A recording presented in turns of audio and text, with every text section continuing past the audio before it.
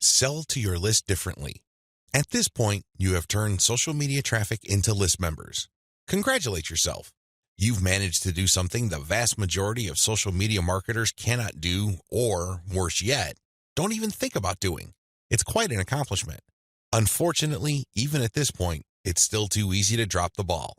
In fact, a lot of people who have mailing lists stay with one mailing list. They think that as long as people who visit their blog sign up to their mailing list, they're good. Well, at a certain level, they're correct. A certain percentage of those list members will buy affiliate products that you promote on your list. A certain fraction of your mailing list will buy your original products. Some may even visit your online store and buy merchandise. But the problem here is that if you accept this scenario, you are settling for cents on the dollar. You really are. Don't you want to maximize the value of all your hard work, focus, and energy you invested in your venture? Wouldn't you want to maximize your return on effort? If you want to get maximum results from your mailing list, you have to sell your list differently. There are really no two ways about it. Every other approach would lead to, at best, mediocre results or, at worst, no results at all. Keep the following tips in mind. Use different content on your list. When people join your mailing list, chances are they join because they got exposed to some of your content. They already know what you talk about. They are already familiar with the quality of your content. They understand the themes that you focus on. That's why it doesn't make any sense for you to feature the same exact content on your list. Sure, you may make some changes. You might change the title. You might even switch things around. But people aren't dumb. They can see right through that. They can see that you are recycling content and feeding them stuff that they have probably seen before. Do you think this kind of practice builds confidence? Do you believe that doing things this way will build trust? Of course not. You have to use different content. What kind of content will you have to use?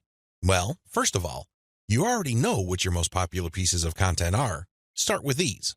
No, I'm not talking about republishing them. I'm talking about analyzing them and seeing where the gaps are. Are there any questions that are left unanswered? Are there any questions that were raised by the answers that you gave in those popular pieces of content? These should be enough to get your mind going as to the kind of finely tuned, high-value content that you're going to be sharing on your list. Remember, your updates are the ultimate reward to your list members. Sure, you may have positioned your squeeze page to reward subscribers with a premium, but once they downloaded that premium, they really have no other incentive to keep reading your emails. Do you see how that works? So do yourself a big favor and make sure that the update content you send is the reward. That's how you get people to open your emails and read your materials over and over again. Reward them for being on your list.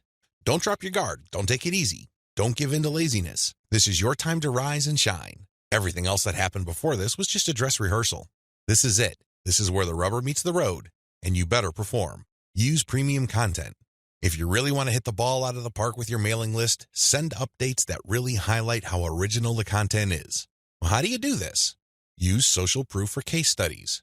These are testimonials of people that have taken your advice or who have experienced certain things that you talk about. When people read these stories, they can't help but be engaged. They can't help but be absorbed into the narrative. These people sharing their testimonies are real flesh and blood human beings with real problems that your readers can relate to.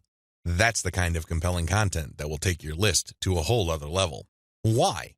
Most of your competitors are just recycling their stuff. Sure, they're recycling their best stuff because that material is tried and proven, but they're not really distinguishing themselves. They're not really doing their brand any favors by taking the easy way out. You have to commit to doing things differently. This is how you build loyalty around your content. Remember, when you're running a mailing list, your content is composed of the emails you send out. No more, no less. Upsell, upsell, upsell. I can't say the word upsell enough.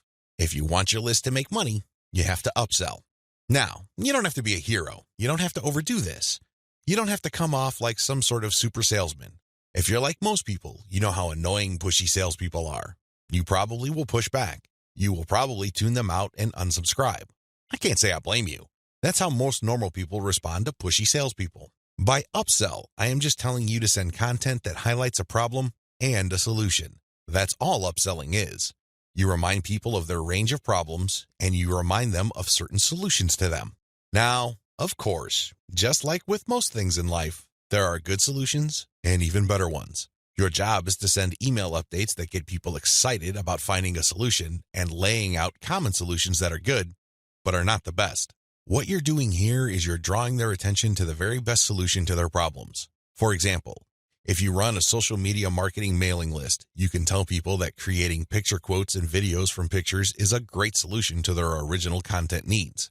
But an even better solution would be to automate these materials where people just click on images and all of a sudden, a video is created. It saves a tremendous amount of time, effort, energy, and most importantly, the created video would then automatically be uploaded to their social media accounts. That's the kind of distinction between good enough solutions and obviously superior solutions. That's how you upsell people to your list. You're still providing value. You're still answering their questions. You're still addressing their needs. But you're laying out a range of options. They can try to do things on their own or try to do things the way most people handle the problem, or they can try something else. When they look at that something else, that's when you sell your affiliate product, your original product or your service. Regardless of how you do it, you need to upsell, upsell, upsell. I wish I could tell you that this was easy. I wish I could tell you that this is just a simple matter of laying out some alternatives and then playing up the best solution.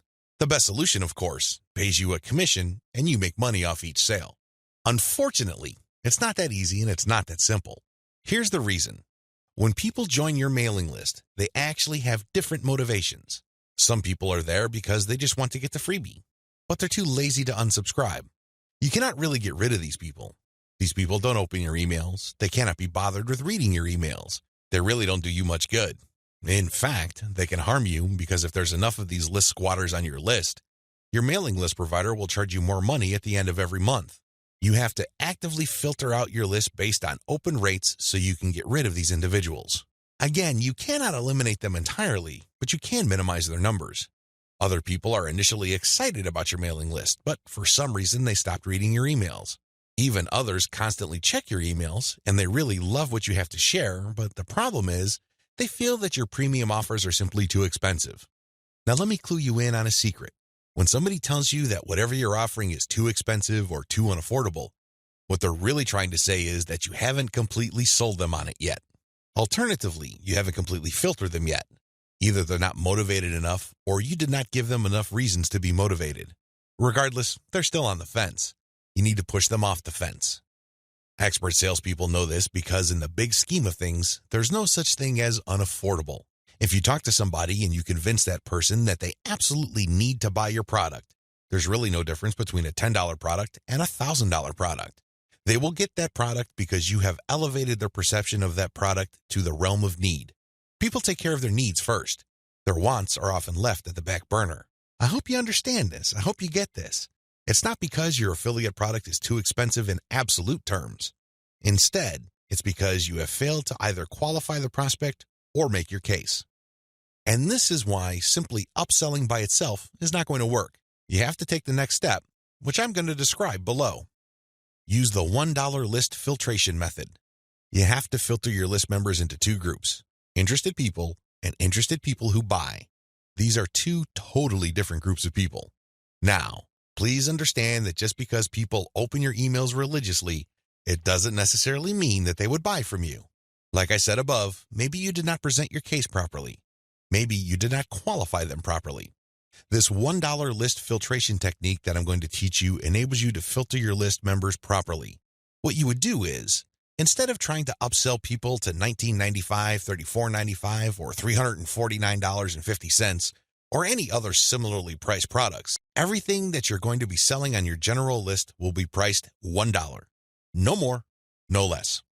By general list, I'm talking about the list all people who sign up to your mailing list get on. This is your default list. I want you to treat this general list as your starting list. This is kind of like the vast, unfiltered, generic mass of people who are interested in your brand. When you upsell people using $1 offers, you enable people to segregate themselves based on their motivations. These are people who are motivated enough to spend $1. In other words, they see the value in your content, and they are willing to put their money where their mouth is. Now here's the secret. There's really very little distance between paying $1 for something and paying $100 for something. This is a lesson I learned firsthand. When I first tried this, I thought the only people that will get on my dollar list are cheapskates. These are misers. In the back of my mind, I thought that they're just not going to buy big-ticket items. Boy, was I proven wrong. If somebody is able to psychologically hurdle the distance between 0 and 1, they can, given enough exposure and enough content, hurdle the difference between $1 and $100. This is not theory, nor is it speculation. I see this all the time with my own two eyes. Your job is to filter your general list. You're basically telling people, when you run these $1 offers, to prove to you whether they are just interested or truly interested. This is a self-segregating mechanism. Use it. People who sign up for your general list are interested in quality content. That's what they're there for. But only a fraction of them would actually be willing to pay money.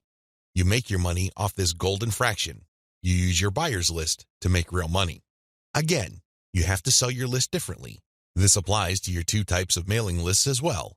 Your general list, they get quality information that is distinctive like social proof and case studies along with upsell messages. Your buyer's list, on the other hand, gets more in-depth material with higher value upsells.